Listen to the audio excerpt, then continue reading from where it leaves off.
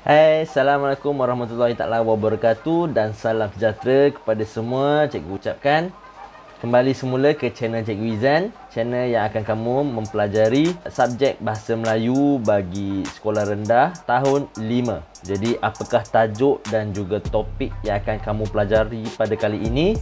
Jom saksikan video ini sehingga ke penghujungnya.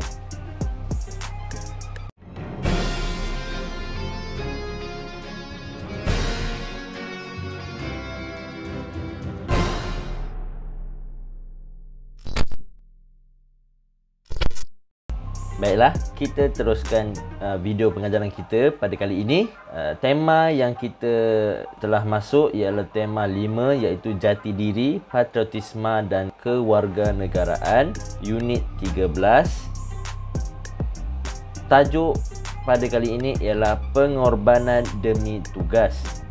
Kemahiran yang akan kamu pelajari pada kali ini ialah kemahiran menulis.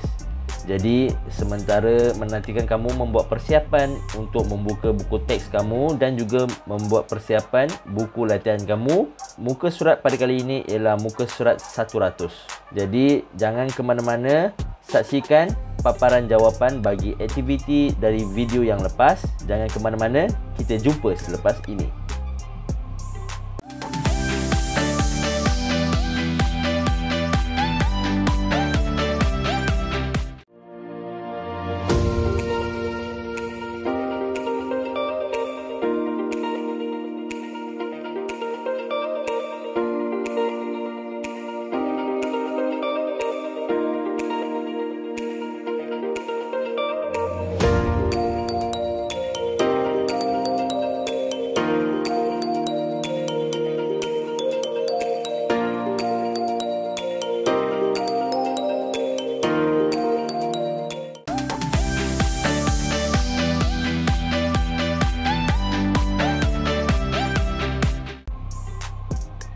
Baiklah, cikgu harap semua sudah bersedia. Jadi, mari kita teruskan ke aktiviti yang pertama. Baik, aktiviti yang pertama ini, murid perlu membaca petikan artikel yang diberikan dan meneliti setiap maklumat yang terdapat dalam artikel tersebut. Artikel tersebut pada muka surat 100 ya. Baiklah, mari kita meneliti biografi yang diberikan pada muka surat 100 itu. Tajuk biografi itu ialah Pengorbananku Demi Tugas. Pekerjaan sebagai malim gunung memang mencabar. Malim gunung ialah jurupandu kepada pendaki gunung. Demi tugas dan jati diri yang tinggi, Muhammad Rizwan Kauhinin, malim gunung di Gunung Kinabalu, nekat menyelamatkan nyawa seorang kanak-kanak yang terkandas semasa kejadian gempa bumi di Sabah. Saya gemetar apabila dianggap sebagai wira.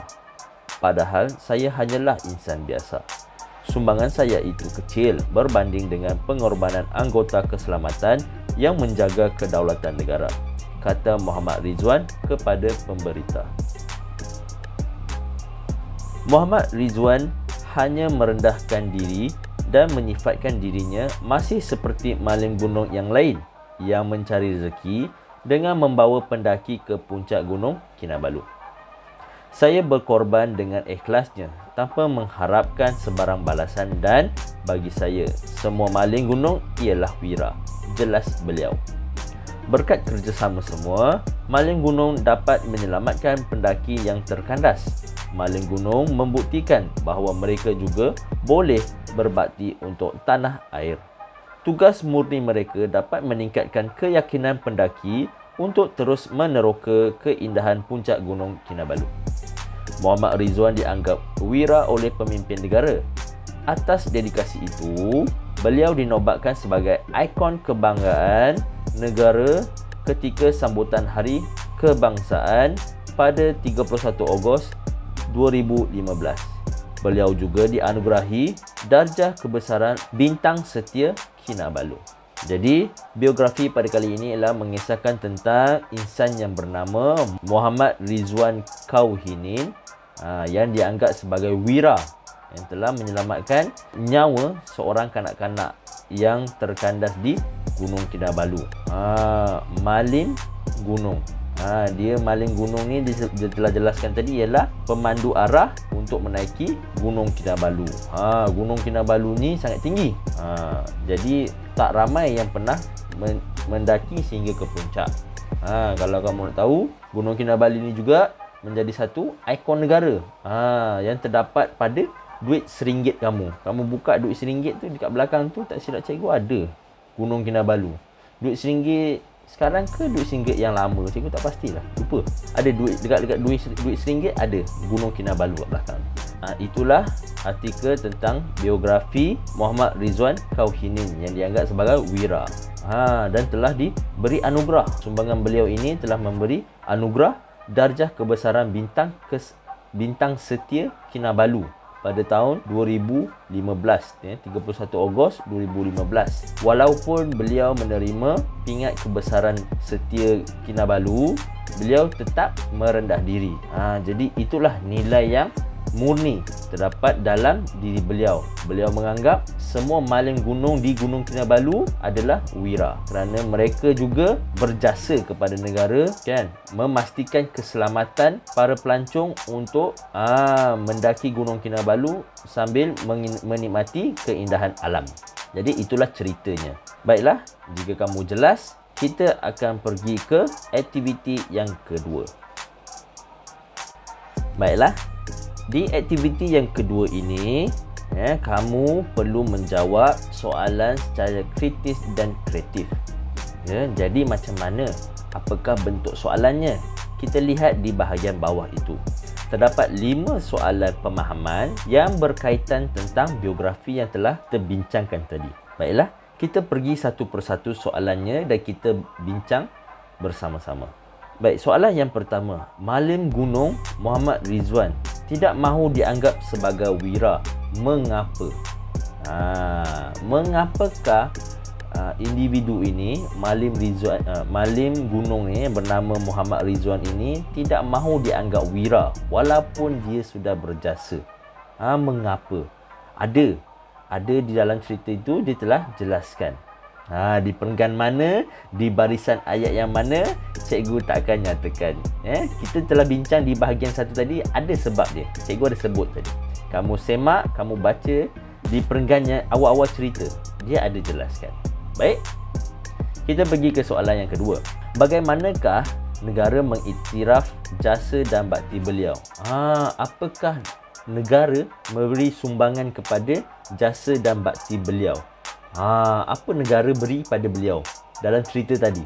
Adakah negara menghadiahkan beliau sebuah rumah yang besar atas jasa beliau, atau memberi satu sumbangan duit yang bernilai ribuan ringgit, puluhan ribu ringgit? Adakah itu bentuk sumbangan yang diberikan oleh negara kepada beliau? Cikgu pun tak tahu. Jadi kamu kena teliti balik cerita itu. Cikgu ada nyatakan tadi juga masa-masa kita berbincang di aktiviti yang pertama tadi. Baiklah, yang ketiga, pada pendapat kamu. Ini menanyakan pada pendapat kamu. Jadi jawapan dia tiada yang 100% dalam cerita tadi. Kamu perlu nyatakan jawapan dalam bentuk pendapat kamu sendiri berdasarkan berpandukan cerita tadi. Pada pendapat kamu, apakah kesan kepada imej Malaysia di mata dunia dengan sikap sanggup berkorban beliau itu? Apakah pandangan orang luar terhadap imej Malaysia tentang sikap sanggup berkorban beliau itu yang ditunjukkan oleh beliau itu? Apakah tanggapan orang bila orang luar tengok rakyat Malaysia? Sebab yang datang kepada yang melancong di Kota Kinabalu, yang mendaki Gunung Kinabalu tu bukan rakyat Malaysia saja. Kebanyakannya juga daripada warga-warga asing yang datang untuk mendaki sendiri gunung tersebut. Jadi dengan nilai keberanian sanggup berkorban beliau tunjukkan sama rata, bukan untuk rakyat Malaysia saja, sama rata untuk semua pelancong, termasuklah warga asing, pelancong dari luar negara.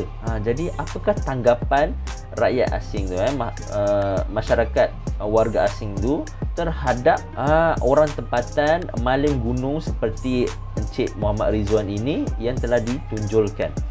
Apakah pandangan mereka? Ya, jika kamu melihat seorang yang sanggup berkorban diri untuk menjaga keselamatan kamu sendiri sebagai rakyat Malaysia, apa yang kamu rasa? Apa yang kamu nampak terhadap diri individu tersebut? Kamu nyatakan. Ya, adakah saya rasa berbangga?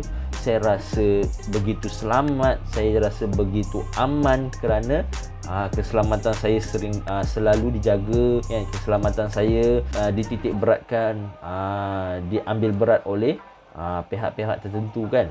Sebagai ini contoh maling gunung, anggota polis pun, tentera kan, semua itu ialah badan-badan beruniform yang menjaga keamanan dan keselamatan negara. Jadi kamu nyatakan, pada pendapat saya, ni jawapan kamu pada pendapat saya, kesan kepada imej Malaysia di mata dunia dengan sikap sanggup berkorban beliau itu ialah apa dia? Imej Malaysia akan dipandang mulia, imej Malaysia akan dipandang tinggi, disanjung tinggi kerana mempunyai rakyat yang mempunyai nilai murni, nilai sanggup berkorban, nilai-nilai yang baik ditunjulkan kepada semua orang. Itu. Kamu bolehlah buat ayat macam tu. Baik, kita pergi ke soalan nombor 4. Apakah sumbangan maling gunung terhadap pembangunan negara? Jadi apakah fungsi dan sumbangan yang diberikan oleh maling gunung ni terhadap negara? Kan cikgu cakap tadi kan, yang datang ke Gunung Kinabalu tu bukan rakyat Malaysia saja, daripada luar negara.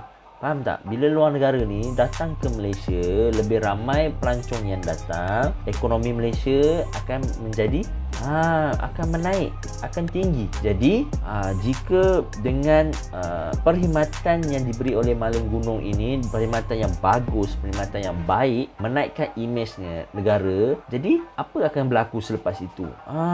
Kan?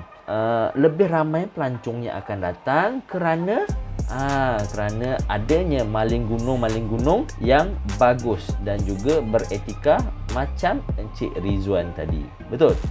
Okey, bagus. Dan yang kelima, nyatakan pengajaran yang boleh diambil daripada kisah di atas.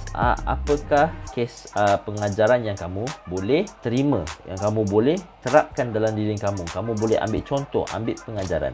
Apa dia? Seperti Encik Muhammad Rizwan tadi kan, walaupun dia dianggap wira, beliau dianggap orang yang hebat, orang yang mendapat darjat kebesaran Setia Kinabalu kan, namun beliau tetap merendah diri. Beliau tidak riak, beliau tidak bangga akan pencapaian beliau. Faham? Beliau anggap sumbangan dan juga gelaran darjat itu semua adalah untuk semua rakan-rakan beliau yang bekerja sama dalam bidang maling gunung ini. Betul? Beliau tak anggap beliau seorang je yang hebat, kerana maling gunung lain juga sama hebat macam beliau. Jadi itulah pengajaran dia, setia dan sanggup berkorban diri untuk negara tanpa mengharapkan balasan. Itulah nilai yang kamu boleh nyatakan pada soalan 5. Jelas? Bagus. Jadi dengan kamu boleh mengeluarkan buku latihan kamu, buku pemahaman buku tulis pemahaman kamu, tuliskan hari dan tarikh, tuliskan arahan dia ialah tu di bawah aktiviti itu menjawab soalan secara kritis dan kreatif. Terbalik. Okey? Dan kamu boleh salin soalan dulu, kemudian kamu tulis jawapan di bawah. Jawapan tu pastikan kamu garis supaya cikgu tahu itu jawapan yang kamu berikan. Okey? Bagus. Jadi tanpa membuang masa, murid-murid boleh mula membuat aktiviti 2 ini sekarang. Baiklah, kita sudah sampai di penghujung video. Cikgu harap kamu faham dengan pengajaran cikgu pada kali ini dan kamu boleh melaksanakan aktiviti 2 tadi. Terima kasih cikgu ucapkan kepada semua yang menonton, yang like, yang komen, yang memeriahkan channel Cikgu Izan ini. Cikgu mengucapkan ribuan terima kasih. Jangan lupa untuk subscribe channel cikgu ini untuk mengikuti pelbagai lagi video-video yang menarik yang akan cikgu muat naik di channel cikgu dari semasa ke semasa. cikgu mendapat respon yang banyak tentang video vlog yang cikgu buat hari itu, iaitu cikgu mendapat vaksin dos yang pertama. Terima kasih. Dan juga ada beberapa persoalan daripada anak murid tentang adakah cikgu sakit ke kena vaksin jarum tu, sakit ke, ada kesan ke selepas mengambil vaksin itu. Alhamdulillah, mungkin cikgu memberi fokus kepada merekod video hari itu, jadi cikgu tak perasan sangat waktu doktor tu cucuk vaksin. Tapi kita tengok, cikgu tengok dos sebelum dia inject, sebelum dia suntik ke bahu cikgu, dia masukkan dalam picagari, lepas tu dia cucuk di bahu cikgu ini, dan lihat picagari itu kosong. Maksudnya dos tu telah masuk ke dalam tubuh badan cikgu. Jadi memang tak sakit pun. Jarum dia halus je. Jadi cikgu pun pelik kenapa orang duk takut-takut dengan nak ambil vaksin ni. Jadi akhir kata, terima kasih lagi sekali cikgu ucapkan kepada semua yang menyokong channel Cikgu Izan. Cikgu akhiri dengan ucapan selamat maju jaya kepada semua murid. Jaga diri baik-baik dan kita berjumpa lagi di video yang berikutnya. Assalamualaikum dan bye.